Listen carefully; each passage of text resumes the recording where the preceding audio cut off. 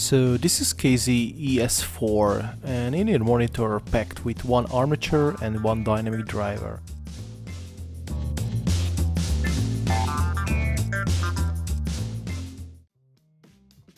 KZ ES4 comes in a standard white box as many other KZ IEMs nowadays.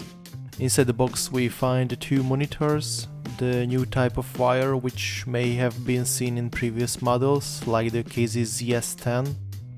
This cable still has its sticky feeling as older versions, but in a less way.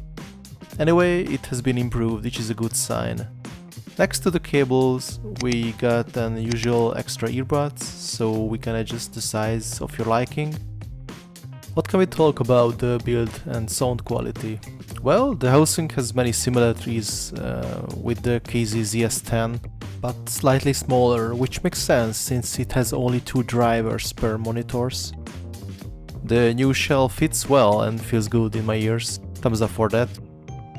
As for the sound quality, it has many similarities with the good old KZ ZST Pro, yet the mids and highs sound slightly better than the, let's say, predecessor. Vocals and mids are detailed better, but you may notice some muffled sound if you try to listen to some deep male vocals.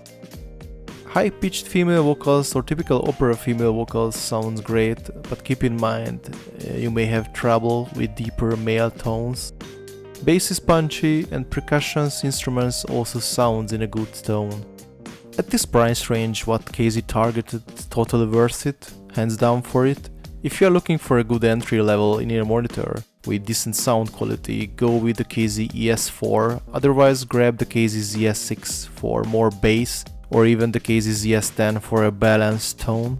If you have any questions, just let me know in the comment section below and we'll try to answer all of them. If you want to purchase one for yourself, please check the link in the video description, and also if you like this review, please give it a thumbs up and please subscribe to the channel to bring you more awesome tech reviews for you. Thank you and have a nice day.